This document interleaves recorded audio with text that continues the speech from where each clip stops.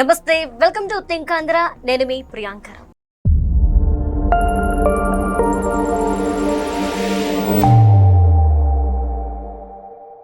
TDP party office ధ్వంసం కేసుకు సంబంధించి సజ్జల రామకృష్ణారెడ్డి గారు విచారణకు హాజరయ్యారు. అయితే విచారణ అనంతరం ఆయన బయటకు వచ్చి కొన్ని వ్యాఖ్యలు చేశారు. పట్టాభి గారు ఆ రోజు మా జగన్మోహన్ రెడ్డి గారిని దూషించడం వల్ల కోపంతో ఈ దాడి జరిగింది, కానీ ఈ దాడికి నాకు ఎలాంటి సంబంధమూ లేదు, నేను అక్కడ లేను, కావాలని టీడీపీ పార్టీ వాళ్ళు కుట్రపూరితంగా ఈ కేసులు పెట్టించారు, కావాలని వీళ్ళంతా ఇదంతా చేస్తున్నారు అంటూ ఆయన ఆరోపిస్తున్నారు.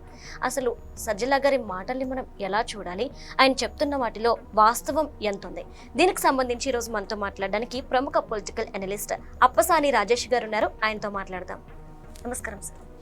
సార్, పట్టాభి గారు అనడం వల్లే ఇంత రాజకీయ బతికి అందరితో మాట పడాల్సి వస్తుంది అని అవమానం, బాధ కలిగింది నాకు అని ఆయన అంటున్నారు సజ్జల గారు. అయితే నేను అసలు ఆ దాడి జరిగినప్పుడు లేను, నాకే సంబంధం లేదు, కానీ టీడీపీ వాళ్ళు కుట్రపూరితంగా ఈ కేసు పెట్టి హింసిస్తున్నారు, అలానే మద్యం కావచ్చు, హీరోయిన్ది కావచ్చు, ఇవన్నీ కూడా ఇలా కుట్రపూరితంగా పెడుతున్న కేసులే అని ఆయన అంటున్నారు.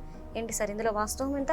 అంటే సజ్జల రామకృష్ణారెడ్డి గారి సిఐడి కార్యాలయంలో విచారణకు హాజరై బయటకు వచ్చిన తర్వాత జరిగిన ప్రెస్ మీటు నేను కూడా విన్నా. అది వింటున్నంతసేపు నాకు సజ్జల రామకృష్ణారెడ్డి గారి ప్రెస్ మీటా లేకపోతే చాగంటి కోటేశ్వరరావు గారి ప్రవచనాలు కొంతసేపు ముందు నాకు అర్థం కాల. అంటే రాజ్యం ఎలా ఉండాలి, పాలకులు ఎలా ఉండాలి, వ్యవస్థలు ఎలా ఉండాలి, ఎంత నిష్పాక్షికంగా కేసు నమోదు జరగాలి, హక్కులు, మహిళలకు సంబంధించిన హక్కులు, ఇవన్నిటి గురించి ప్రస్తావిస్తున్నారు ఆయన. నిజమే, ఆయన చెప్తుంది 100% నిజమే.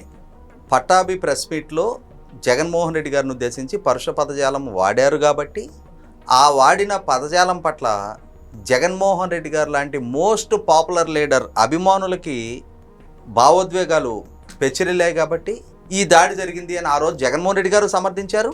ఇవాళ సజ్జల రామకృష్ణారెడ్డి గారు కూడా చెప్తా ఉన్నారు. కానీ నాకైతే సంబంధం లేదు, నేను ఎన్నికల ప్రచారంలో ఉన్నాను, ఉప ఎన్నికల ప్రచారానికి వెళ్ళున్నాను అని చెప్పని గతంలో కూడా వాంగ్మూలం ఇచ్చాడు, ఇవాళ కూడా అదే చెప్తా ఉన్నాడు. ఇక్కడ గమనించుకోవాల్సింది ఏంటి అంటే సజ్జల రామకృష్ణారెడ్డి గారు ప్రజలు కట్టిన పన్నుల నుంచి జీతం తీసుకుంటున్న ప్రభుత్వ సలహాదారుడు.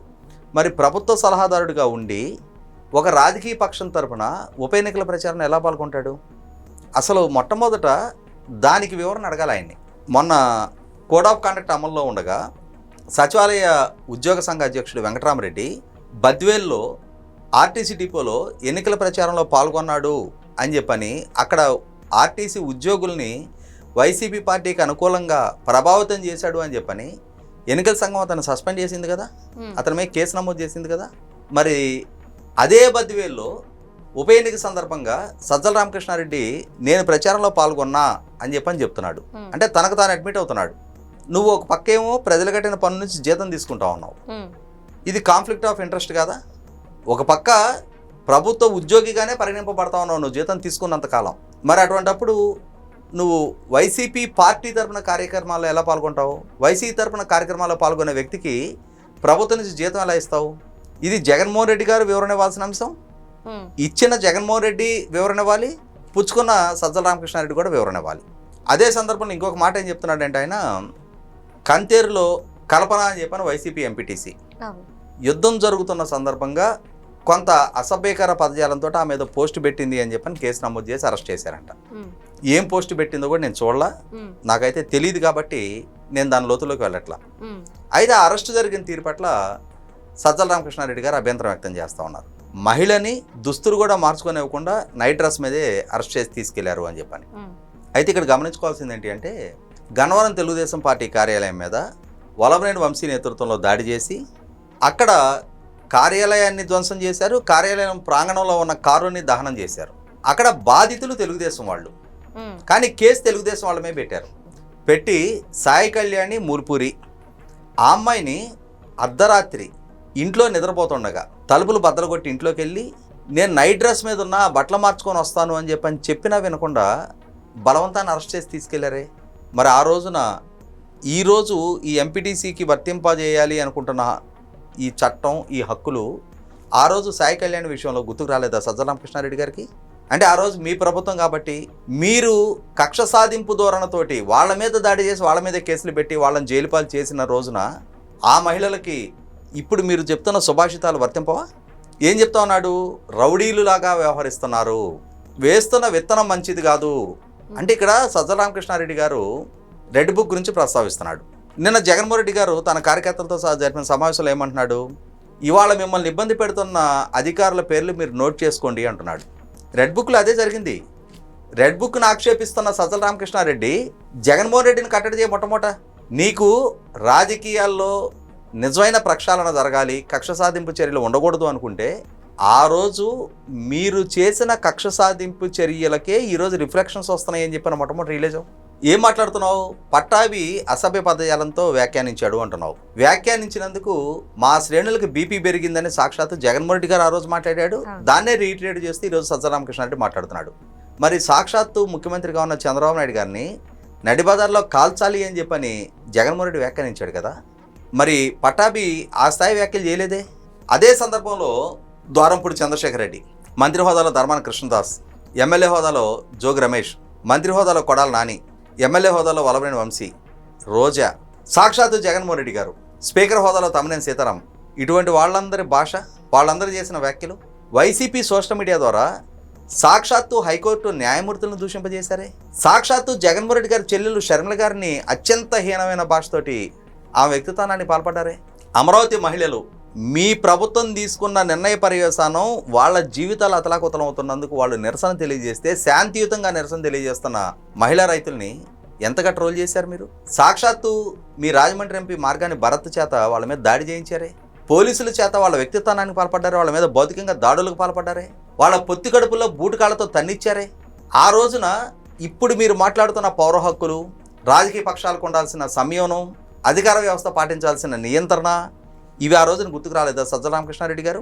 చంద్రబాబు నాయుడు గారు అరెస్ట్ జరిగిన రోజు పెట్టిన ప్రెస్ మీట్లో మీరేమో మాట్లాడారు?